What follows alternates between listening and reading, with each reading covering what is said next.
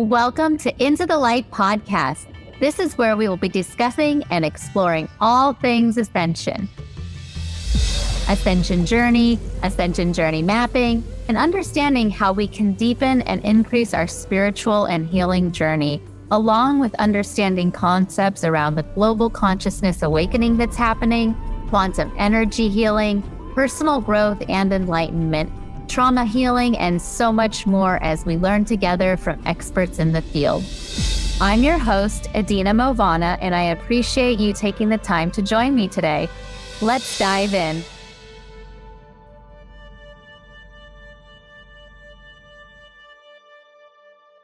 Today we have Gigi Bisong. Gigi is a warm, deeply grounded poetic speaker, coach, writer, and yoga teacher. Her calling is to create programs that guide women to relate differently to their bodies, visions, and wounds that they have carried or buried in order for them to root into their own unique medicine for the world. She believes when women are well, the earth is well, and she's on a mission to transform sacred wellness and the lives of as many women as possible. Thank you so much, Gigi. I'm so excited to have you today. Yes, thank you so much. And I know today we're talking about birthing visions for humanity, for New Earth, all of this fantastic work that we're doing in the world right now on a spiritual level. And I'm just excited to kind of get the chance to interview you a little bit more about your work and learn about what got you here and everything that you're doing, the clients you work with, and what you're here to bring to the world. So I'm so excited to talk to you a little bit more today.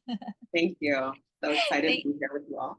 Yeah, awesome. So I know the theme of our call is birthing visions for humanity. And I know when I first actually ran into you, it was a couple months ago it was a Unity Consciousness event with Kristen Bilecki, and you gave an amazing talk and you're inspiring all of this healing work in women. And it's just a powerful message right now. I feel like a lot of us are talking about divine feminine energies coming into balance and doing this inner work. I was actually just interviewing another person earlier today about how it all begins with like trauma healing. So I became really interested in this stuff a couple years ago, and I'd love to hear a little bit more about kind of your own personal spiritual path, like how you came to this work and what you're here to really bring to the world with everything you do. Yeah, thank you. Such a beautiful question. And I first want to just start off by saying I am in this like space of transitioning, which is Gigi Bisong. I have been going by Gigi since I was like 24. I'm currently 44. I forget sometimes how old I am. I'll be 45 next September. Oh my God, you look amazing. Thank you. Thank you. The name of Gigi does come from my father's line, who is from the Boki tribe of Nigeria. And the Gigi means what I have found, and Bisong means God's gift. And your question is so beautiful, just about, which is always so important, about the why. Like, why are you here? Like, what brought you here?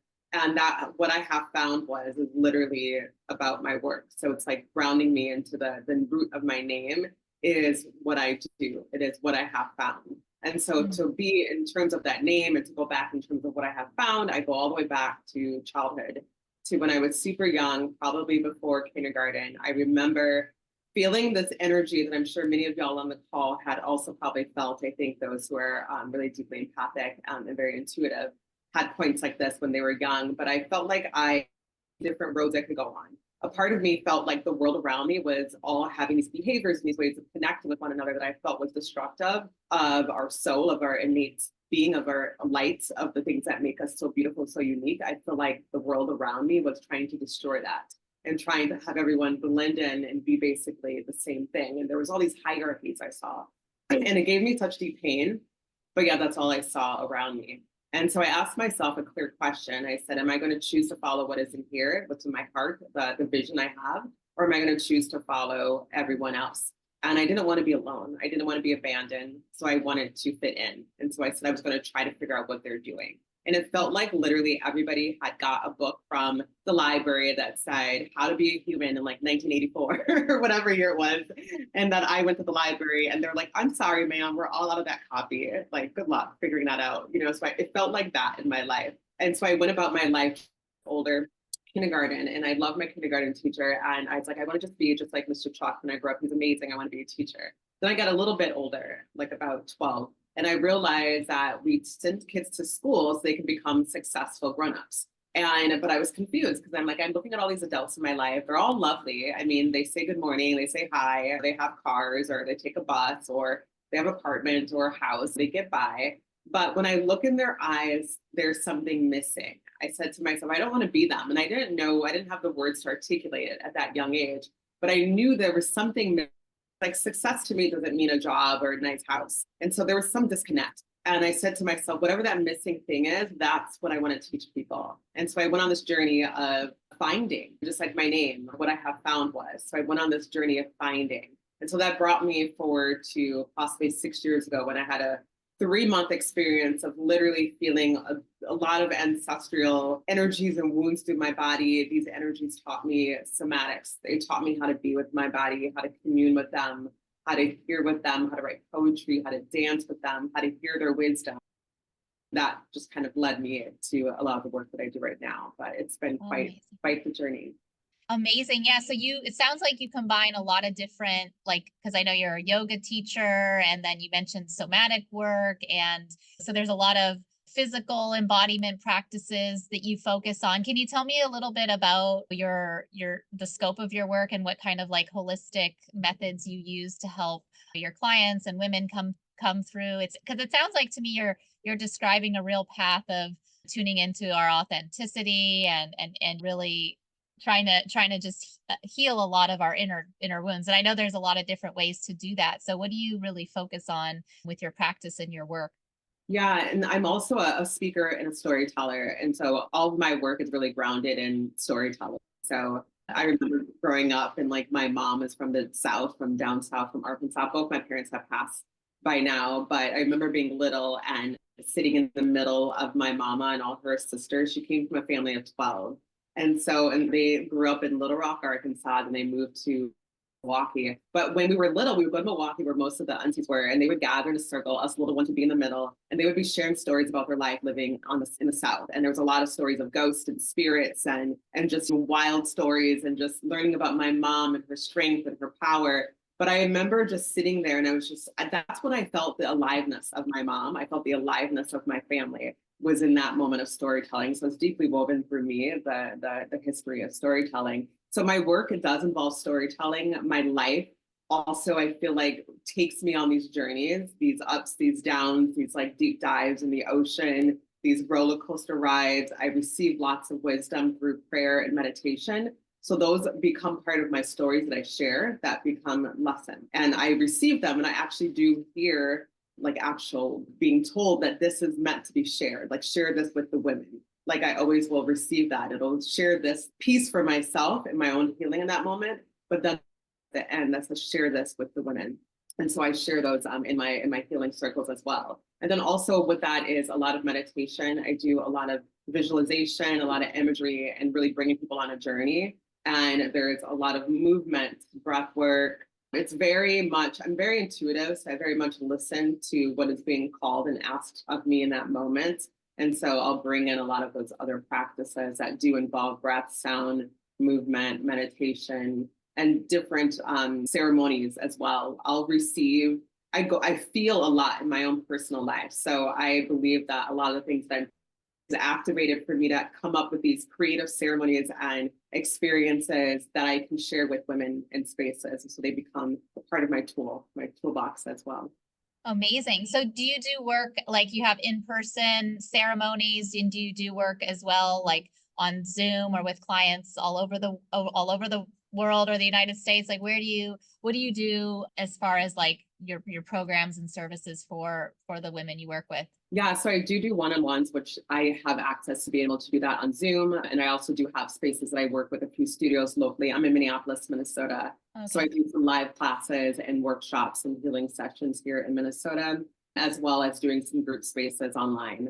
So Oh, amazing, amazing. Okay, so yeah, because I know that people like to obviously have now we are all on Zoom and be able to remote in, but in person is so important. So many of us are looking for that community and the creation of like a sacred space for circles and doing this work. So it's great to hear that you can really do both. And I'm curious from like your background from a spirituality perspective, because I know you mentioned your father was from I think you mentioned Nigeria originally, and you mentioned as a kid, like there was storytelling going on, and people were talking about, I don't know, black magic. I don't know. I can just imagine different topics that might have come up. So, do you come from any specific like religious tradition, or do you kind of just consider yourself more spiritually inclined? What do you really focus in on when you're doing this work with like different from people from different spiritual or religious backgrounds? Yeah, I mean, I grew up, actually went to Catholic elementary school. My mom was Baptist growing up, so we went to Baptist church. I'm trying to remember the whole, and then I went to Catholic in the junior high. And then I did do non-denominational church when my son was super little. My son's 21 right Oh, now. And but now I at some point between 20 when my son was born about 21 years ago and up until he was probably 3 or 4, I really had a very direct relationship with God, and so it became more of a spiritual relationship where the learnings and the insights I was receiving were coming through my body. It was like a vessel, and there was this deep relationship. It really kind of took on when I had a breakup, actually. And the breakup broke me down to my knees, like physically. I surrendered and I let go. And I said, I obviously don't know what direction to go in if I can ever feel so unworthy because another person chose to move on in the most beautiful, loving way. It was actually a really loving breakup. And but I was like, if I can still feel so unworthy when this happens, I recognize that there is or in how I'm relating with myself. And I don't know what to do. So I'm asking for guidance. And so right when I surrendered, I received a flood of guidance, step by step, like everything was like unfolding, all these dreams I've always had. Like I just started writing things down in a notebook. And then at that point, I received a clear message that said it's time to really build my connection and relationship and to have a 3-month spiritual cleanse. And so that's when I deepened my relationship with spirit, and it's really ancestral, a lot of ancestral energy as well that's really connected with my healing. yeah, that's amazing. I'm hearing a lot in the collective about the importance of doing this ancestral healing work and how so many of us, or like our souls, have been clearing out like generational trauma, right? For like eons and generations going back. And I feel like, I mean, at least for me, when I start to understand this spiritual awakening and kind of like this global consciousness awakening that's happening on the planet right now, it seems deeply rooted in all of us having to do this inner work. And like you described, it seems like relationships fall apart and breakups and friction between our families and our friends, whatever that is, it's all triggering, right? This so can you tell me a little bit more about how that ties, like that importance of that work ties back to this our ancestral healing that you really focus on, and what do you really talk about when it comes to carrying that weight of generational trauma or things like that people are really now becoming more and more aware of? Yeah, I'll say two things to that.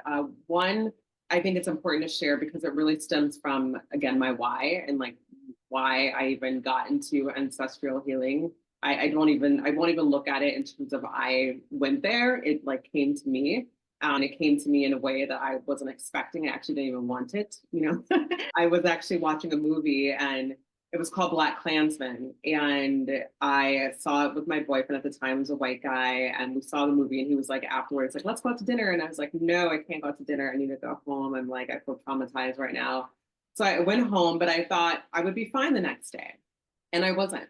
And I live in Minnesota, which is in the north, and I'm used to where I'm the only person of color, basically. And so the fact that I felt so unsafe going out into the world as a woman of color, not knowing if I was going to be the only person of color in that space, like literally my whole body just could not handle it. And I was like, I can only be around like white people that I know and feel safe with. Like that's where I was at that moment. So I told my boyfriend, like, you're fine. My friends are fine. Those in my family are fine. But like, I don't know about the other world. And I felt really ashamed of that because I had never felt that way before. And he understood, he totally gets like ancestral stuff. And so he's like, take your time. And it ended up being a 3-month situation. I thought it was going to be like, oh, I just need a few days to like move through this movie. It was really triggering. It was 3 months. And so basically what ended up happening right away was I felt really heavy, and I'm used to just being like happy or fine. And like, I just want to be fine all the time. And the energy was like, no, like sit down, go in. And it really started to feel like this heavy energy creeping in. And I wanted to push it away, but I kept hearing this voice in the background that said, no, be with us.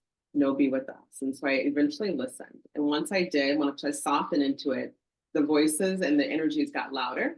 The best way, it's really hard to put this experience into words, but what it felt like was as if I felt the embodied experiences of hundreds of different Black women in their lifetime of like racial pain, baggage, oppression, anger, sadness, all the things that literally lived throughout their whole body and lifetime. It was like I was feeling them in my body in nanoseconds.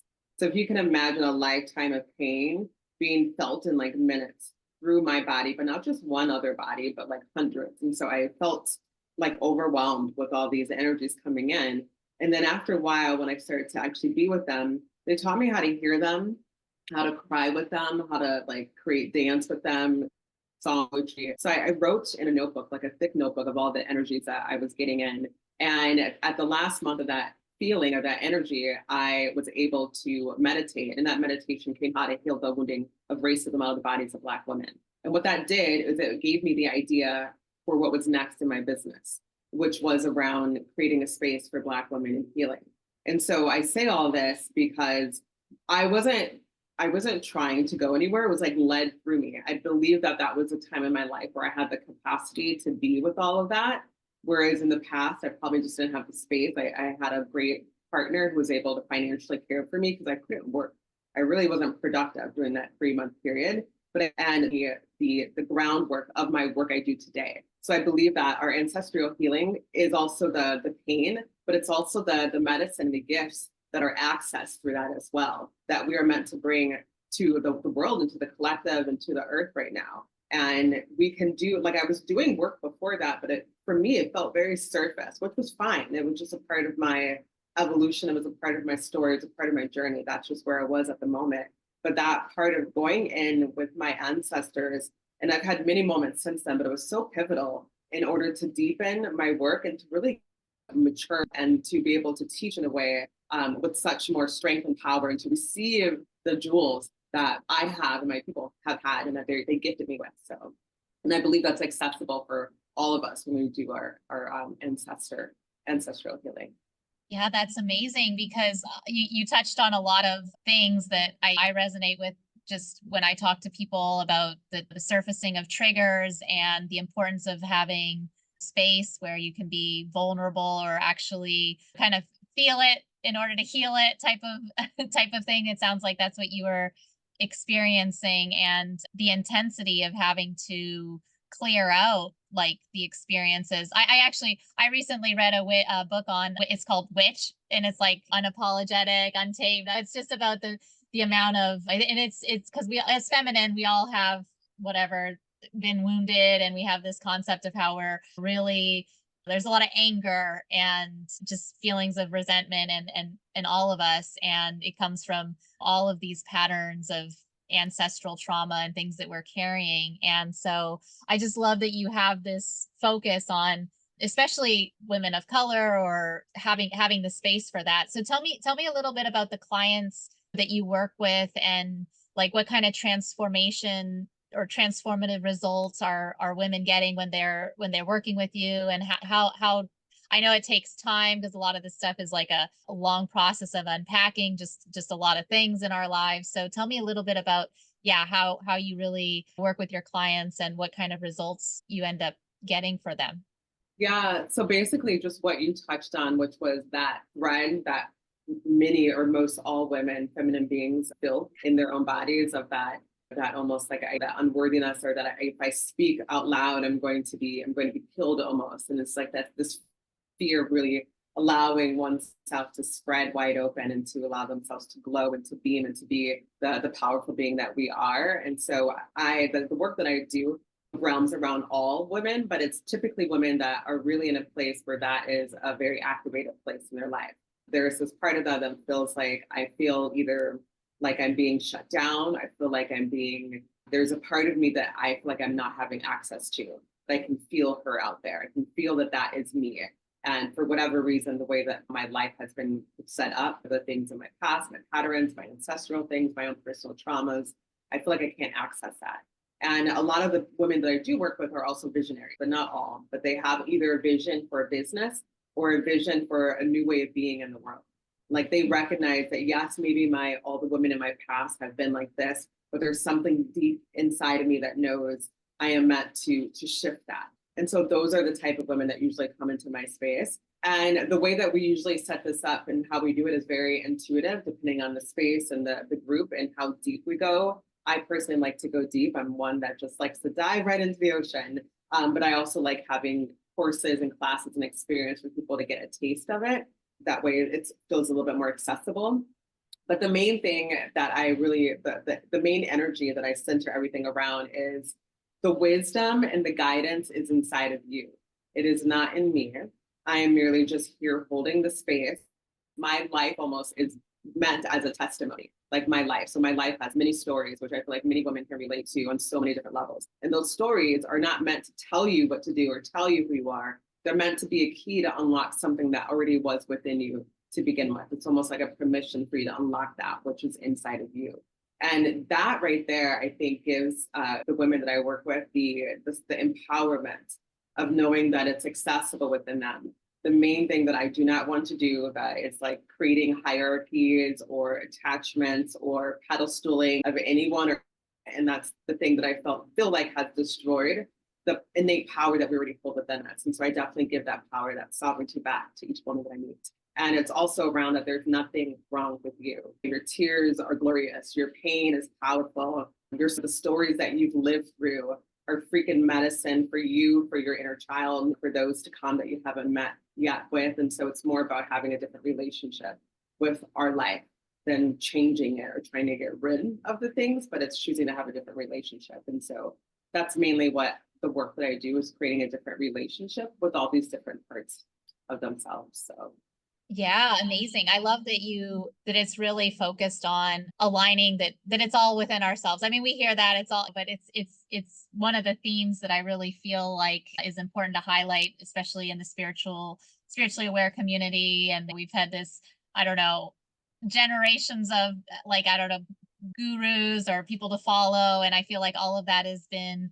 in this process of being dismantled and just looking within and finding the power of our own selves is really where we want to come from in this work. It's not about like latching on to this leader or that person or getting wisdom from outside. It's that embodiment that is all within us. So that's really so powerful right now. And I'm also hearing like on an energetic level, maybe I don't know if you follow this stuff, but I know we're talking about birthing a new earth or a new direction for humanity. I feel like I'm hearing like we're closing out certain cycles and new cycles are opening. I was actually just listening to someone's TikTok and it feels like not only like a total switch is happening with our systems. And I know you talked about like the breakdown of different hierarchical structures that have really been bothersome to you and also to me as well when we talk about dismantling our patriarchal or ego-based systems and things like that. So tell me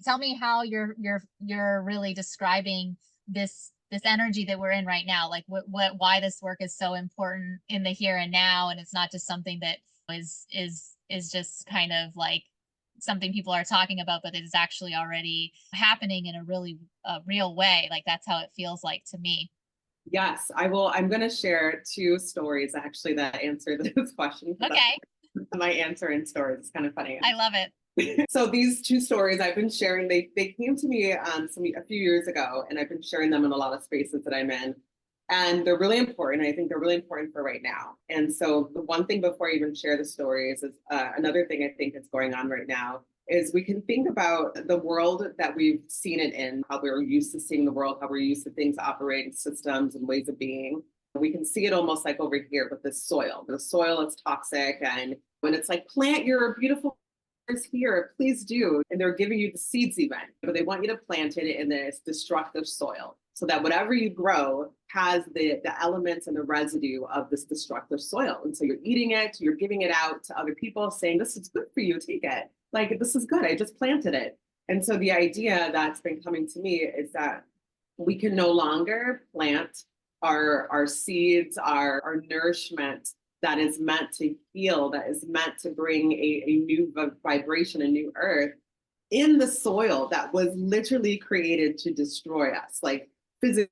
So we literally take this and plant this over here, meaning the awareness of all the things that are connected to what we are creating, meaning the like even the systems, the beliefs, the thoughts, even the structures of what we create, to be mindful of, is this the structure that was given to me from this soil? And to create what we're bringing in, this new energy, this new vibration and soil that it's meant to really nourish us and that it's really healing. And so that visual, I think, is important to lay the foundation of. Two visions that I've been receiving, or that I've received over the past few years. One was during a time where there's a lot of craziness going on in the world, as there always seems to be. And I wanted to go into freeze because usually I get overwhelmed and I'm just like, oh, I can't take anymore. And I want to hide and go into the fetal position. A friend texted me and she said, one of her healers said to drum and to pray. So I got my drum out and I started to praying and I started drumming, and immediately I saw a vision. The vision was a sea of women in the forest, and these women were in the forest and they were wild, they were unpredictable. It was pitch black. You couldn't see their faces or the color of their skin. None of that mattered, but what you could see was their eyes were like this gleaming yellow, and the yellow was piercing through the darkness, and they each had that same yellow eye. And that eye was like vision that can see through BS, vision that can see through darkness. And these women were not pretty, polite, and pleasing. They were like, we don't give an F. Or touch that fire inside of her. And she never let that fire go because she didn't want it to destroy her husband, her children, her community. So she kept it so tightly within her. And she said to me that I also keep that fire so nicely inside of me.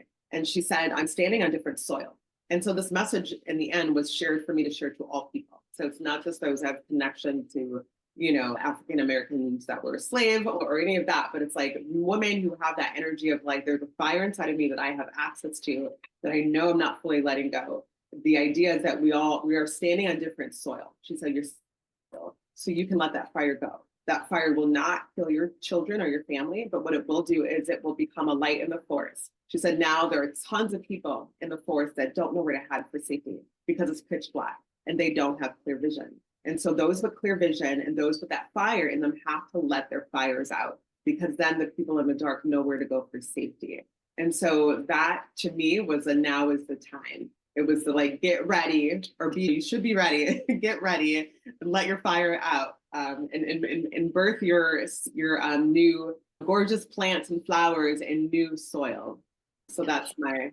Yes, I love it. I love it. I get like the goosebumps listening to it because it sounds you're like what you're describing is so powerful, and it's really tapping into this. You hear like dark feminine energy emerging, or dark feminine rising, and because I feel like we've been so suppressed, and even we have misconceived notions about what feminine energy is or should be, or how we should be like in the state of there's receiving and flow, and all that is true, but really highlighting the dark side of what, like the feminine rage, or like you hear like Kali energy, all kinds of different things in this process of spiritually awakening. And then also the way that it really angers and even triggers others, and that response to feminine energy being in like the way you're describing in the vision, like it's coming at you every which way, like it's unpredictable. It is like embodiment of certain like very strong rage and all of that. It has to be, really integrated, or like not just brushed to the side or ignored, but really integrated. And so can you tell me a little bit about how you help women understand the ways in which we kind of, like people talk about dark night of the soul, or doing the shadow work, or really deep diving into that energy, not being like afraid of it, because we obviously, a lot of us like come from the place like your ancestor where it's just repressed or suppressed, and you don't want to even bring it out because you're scared of what it's going to do. So yeah, how do we come from that perspective of like going deep in order to really grow and birth something more beautiful at the end of that? Yeah.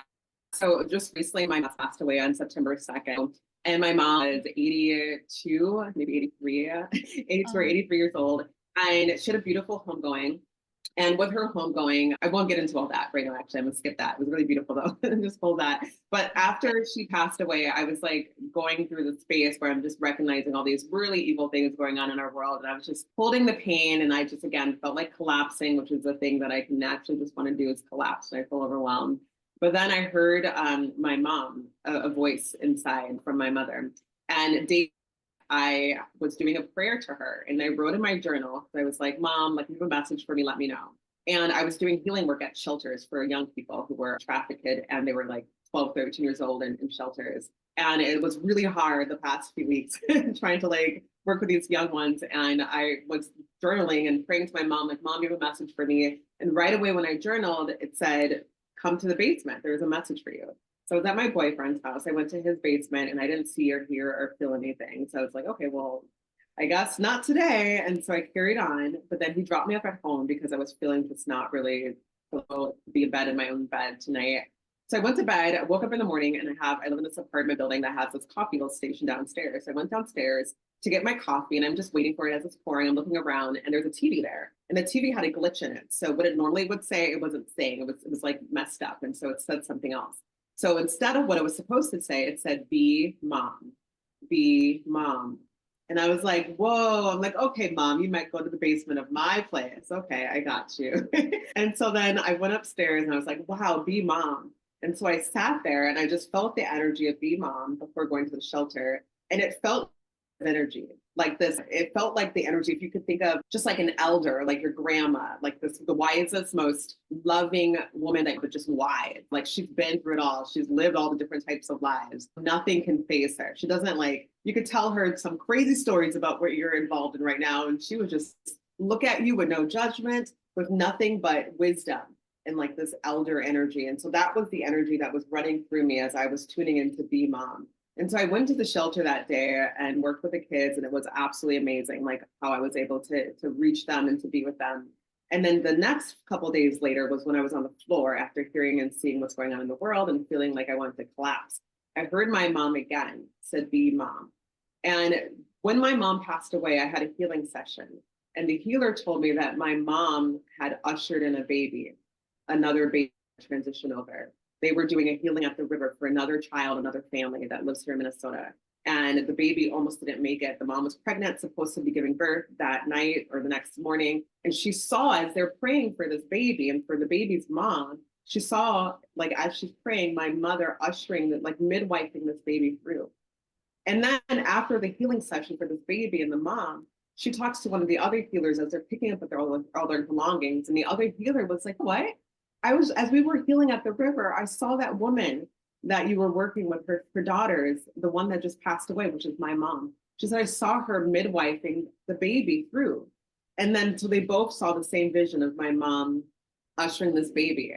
And so as I'm laying on the floor, my mom's telling me, be mom. And so basically the transmission I got was that my mother was a mother here on earth. She's also midwifing babies that need to come through. And that she's also midwifing and mothering me and my other siblings and our visions. And she's mothering us in a way that's no longer filtered through her human life and traumas and experiences. And she also told me that it's time for us women who feel the call to show up and feel the call to use our hearts to bring more love and more compassion and more healing onto the earth. It's time for us to really dive into that mother energy, that deep, wise mother energy of the elder. And that is a protector energy. And if you think of a protector, like mama bear or mama wolf or a woman that has a house, and like, imagine if her babies are in her home and she's really protecting. She's not afraid of people thinking she's too loud. She's not afraid of anyone thinking she's too angry. She's like, my babies are my number one priority. And if you even think about harming them physically, emotionally, spiritually, you better be ready for blood. You know what I mean? It's like that type of energy. And so that is what's being called of us, not just for our physical, biological babies, but for the babies of the world. And these are not just children, but they're all humans. They're everyone. And so that does mean that we have to activate the part of us, just like that elder energy that I told you that I dived in, elder who has been through it all. How if you came to me and I was in the elder energy, you could bring to me any story of your past. It could be some of the darkest stories, the darkest situations. I would not flinch. You know what I mean? I would be just so grounded and so there because I have gone through the depths of the ocean and swam wide enough to be able to feel and to gather all of the gems and jewels that I can actually meet you fully. But if I'm coming there as a woman that doesn't have that protector energy, that hasn't swam into her depths, my nervous system, first of all, cannot handle it. I can't even protect my own self, let alone be that protector energy for you. So that's why it's important for us to do that. Because if you think of a battle, we do not need any wounded inner children at the front line of the battlefield. We need our warriors. And there's a training, a boot camp, basically, that you got to go to be a warrior. And that means going in, like it's time to go in. And so Yeah. I didn't give a practical step. Sorry, I kind of went into a whole story. I love it. That's what we need. I mean, because yeah, we want to become our best warrior, embody that ability to, operate without fear and have, like you said, if we have problems in our nervous system and we can't even take care of ourselves, let alone other people, or even show up in the ways that we need to, if we're in these states of woundedness and haven't healed through a lot of that stuff. And I hear a lot about, maybe you can tell me one more story or something you have to say, because I'm curious about how you would describe, like, you hear a lot about how our inner reality is a reflection of what's happening in the outward world. And right now, obviously, there's war and conflict, and just it feels like everything on this, and you hear like, oh, it's not even happening on a spiritual level, and then you just see it on the physical plane as well. So tell me a little bit about that, how our inner world is being mirrored with that, what's happening in the outer world, and like there's polarity and divisiveness and just division amongst humans, and it's creating so much trauma and so much conflict. And how do we even, I don't know, focus on even doing the work on our inner selves when so many people are just, it's hard to even operate, and there's so much suffering right now. You can't even focus on this stuff. It's kind of like so overwhelming, right? Yeah, I mean, first I would say what has been very true to me is that it's important to have a life of devotion, ritual, ceremony. And so like a daily devotion, ritual, ceremony, because I can't speak for every single person, but I'm a kind of speak for most of us. I think most of us have lived in cultures and worlds and environments, like our ways of being, the way that we know of as real, has done such a great job of brainwashing us, traumatizing us, dimming our light, dimming our power. Like that's the truth for all of us. And so the scale is wide are somewhere, but we've all experienced that to some degree, no matter who you are or where you live. And so that has taken lifetimes to do. And that was literally woven in every single aspect of our lives, from our parenting, from our schools, from our jobs, from our media, our religions, like everything that we've been taking it on and digesting it all.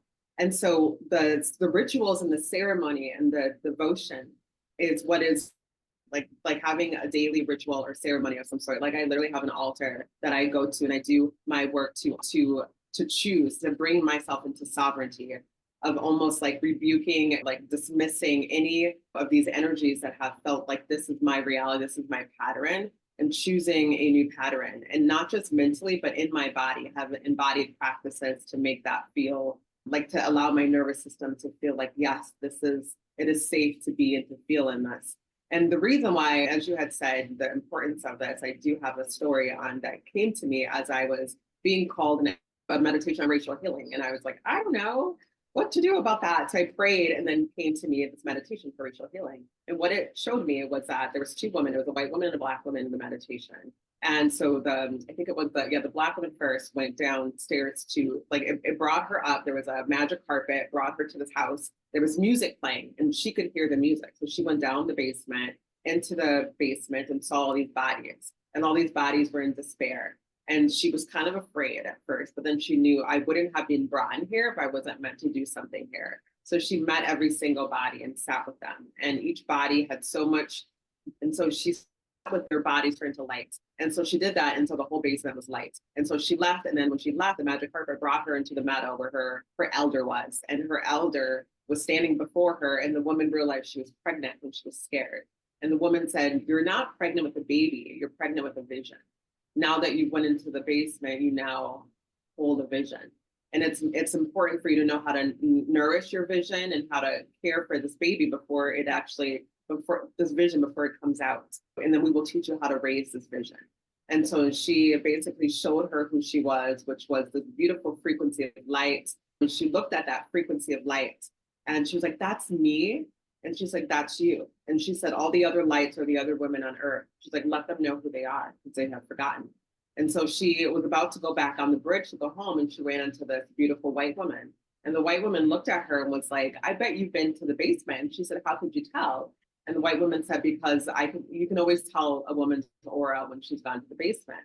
And so the black woman to the white woman was like, you've been to the basement too? And she said, yeah. So she told her the story of at her home. Her house was beautiful. It was gorgeous.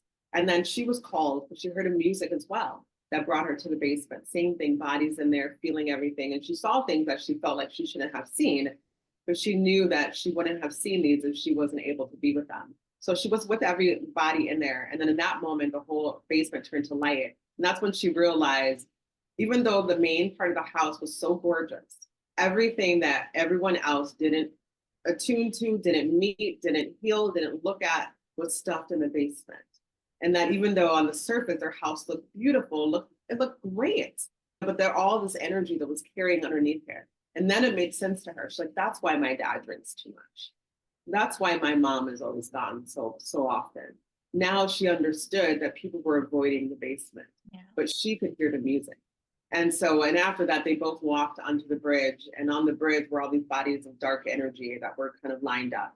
And as they passed, she saw the bodies started to change into light as she passed each body. And then she got to the end of the bridge to turn around and she saw nothing but light.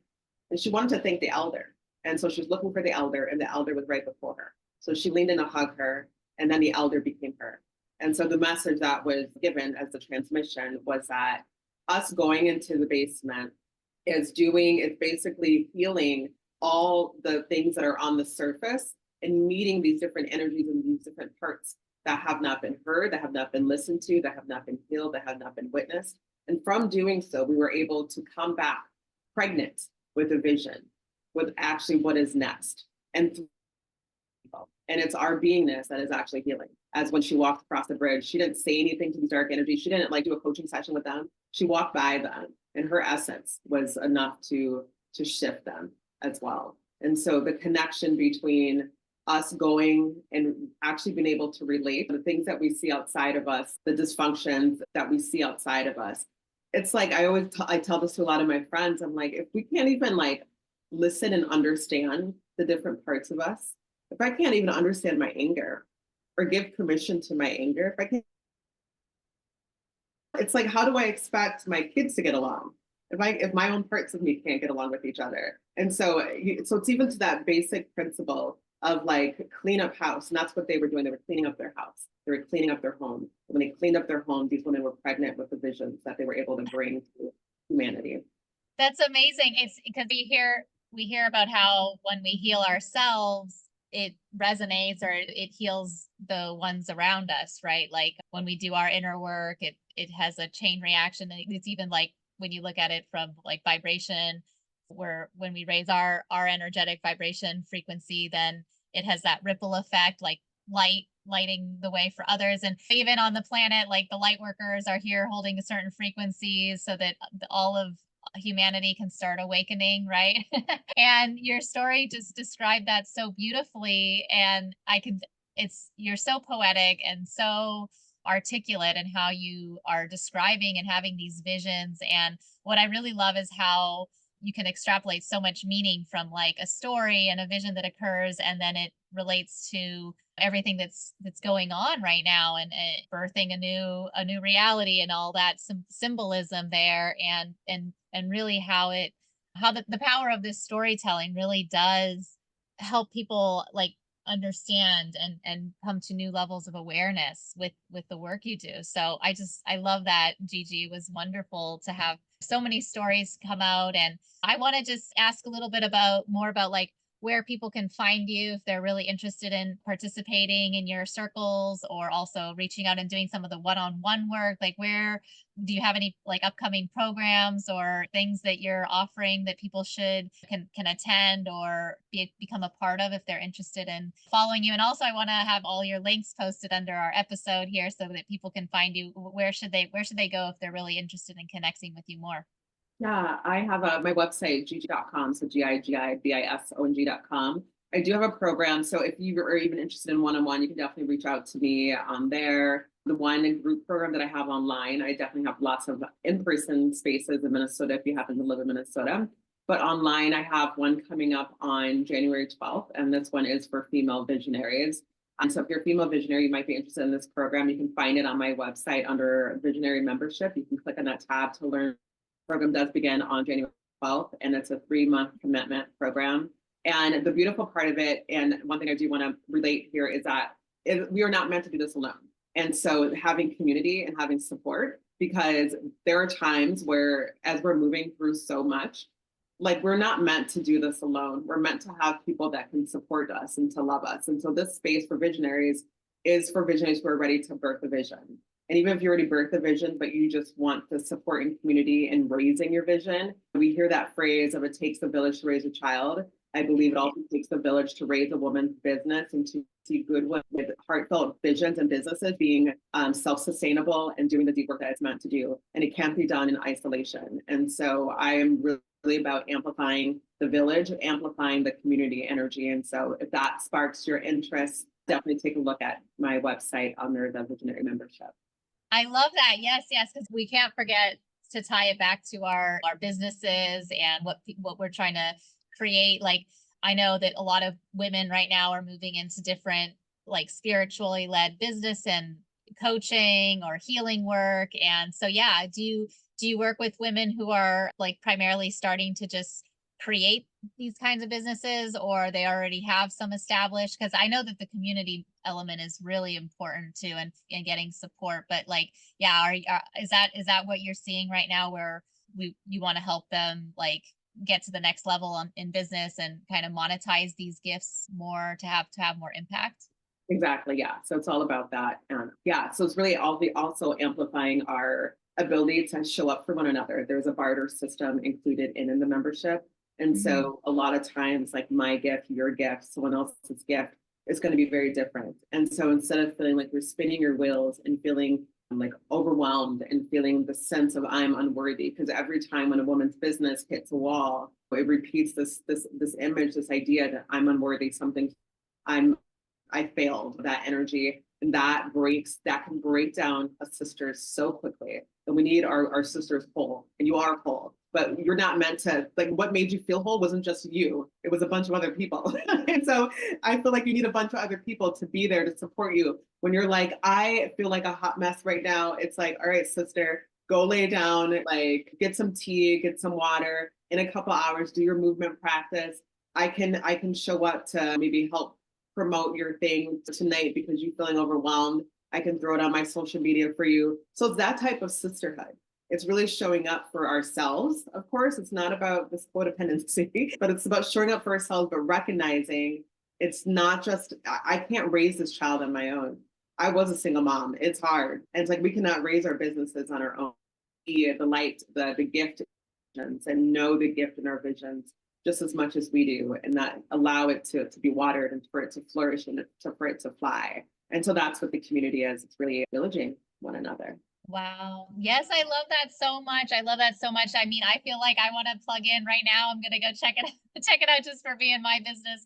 I've been working since earlier this year because I got impacted by the layoffs in tech, and now I'm doing all of these different things. And I really would love to check out your community because I feel like we could all benefit from that and certainly help bring women together. And I love what you said about feeling supported, and just, if you can't do it, just having someone there to encourage and give suggestions, and who's been through this process, because so many of us are just really struggling with it right now. So Gigi, the work you do is amazing. I love it. And we've been chatting for about an hour, and I know we got to wrap up here. Any kind of final thoughts or words of wisdom, or if anyone has any questions, feel free to write it in the chat. We've been getting some comments on Facebook as well. Hi Sasha, how are you? Good. How are you? Yes, Good. Yeah, I've been listening. Hi, I'm Sasha. I'm dealing with a cold right now, so I apologize. I'm a little out of it. But no, the ancestral healing and, like, the divine feminine, I mean, it's just like, it's really on track for kind of the work that I'm trying to do. And, like, I my father is originally from Afghanistan and my mother's from India. And there's just like so much like sexual trauma and like not even just sexual, but all kinds of trauma that's kind of like lodged into our bodies and lodged into our spirit. And I've been doing a lot of like cord cutting meditations to actually let go of a lot of that stuff, a lot of shame, like toxic shame. And yeah, and I also think like, I feel like because I was raised like in a conservative Muslim family, like I wasn't allowed to be feminine because we're not supposed to be sexual. And I'm not saying being feminine is sexual, but it's like, it put me more in my masculine because I was taught to be ashamed of my body, of my sexuality, of liking somebody, of, you know what I mean? Like all those things. And so now as an adult, I'm unpacking and I'm unlearning and I'm reparenting myself really. So it gives me a lot of hope, and I really enjoyed listening to you because it's just nice to know there's other people out there doing the work from different cultures who've had similar experiences. So thank you. Thank you. Thank you for sharing. I love that reparenting. That's another word that I didn't bring up, but that's been a big part of my personal journey and also part of my work is being able to do that. And there's moments where I would literally see my little me like wrapped around like my waist and her heart against my heart as I'm holding her, just like, what do you need, baby girl? And just communing and connecting with her. And so thank you for sharing the deep work that you're in right now. Thank you. I appreciate that. Yes, awesome. Well, yeah, I love this, Gigi, and I know we're gonna have the recording available after this call. Because I have like I think about 40 or 50 people on the email list. So I know it's in the middle of the day, work day for a lot of people, but I'm hoping that we send it out and raise more awareness about your work and everything you're doing. And I'm excited because your program's launching, I guess, in about 10 days or 12 days. So that's a great timing. And yeah, any final thoughts or words of wisdom you'd like to share, Gigi, before we wrap up and end the call? I'd like to hear any final thoughts you might have. Yeah, I guess I'll just say in regards to birthing a vision for those who are visionaries, one thing that and maybe I'll just leave with you to kind of tune into or think about or feel about is that energy of our like when the women are well, the earth is well, that theme that I always usually say. And when the women are well, the earth is well. And so it's imperative that we are well. And it's imperative that we are well so that our visions are well. Like when a woman is well, she births more wellness into the world. And we all can think about that, even our own mothers or us as mothers. When I felt well, I really showed up well for my son, for our home. When I wasn't well, when I was not supported, I didn't so much. And so it's important that our vision. So what I want to share is that to unlock that part of you that can ask for support. Like maybe joining my program isn't the right fit right now or the right time, but that we can ask for support. We can bring our own community in to help water our visions, water our wellness, and that we can do that. And it's a blessing for us to be able to do that because that's how we used to parent. That's how we used to show up as a village for our children. It wasn't just all laid upon the mother or just laid upon the two parents. It was, we all showed up for it. And so I think there's a part of us that has to get comfortable with asking for help. And that's a part of the cohort, the business program that I have too, is saying, I need to be watered right now. I can't do it alone. And that is strength in doing so. And so just want to send so much love for everyone. I know everyone's going through so much and showing up for themselves in like the best way they can. And I know we don't get enough love and honoring sometimes of what we do. Sometimes it feels like we're not doing enough. And I'm guaranteeing that you are doing just plenty. And so thank you all so much for y'all being here and listening on the replay for those that didn't catch it live. Yes, okay, Thank amazing. you so much. Yeah, Thank thank you. you. Thank you, Sasha. Thank you, everyone who commented and liked. And we're gonna, yeah, it's on my Facebook as well. So we'll share this after and let us know if you have any other questions. But otherwise, I'll put it on my YouTube channel as well. And we can have all of Gigi's links to her website and her program and find her on social media and definitely follow her work. So yeah, thank you so much, Gigi. It was great talking to you today. And I'm so excited. Hopefully we can connect again in the future. You're awesome. Thank you Thank guys. you. You're awesome. All right. Bye-bye.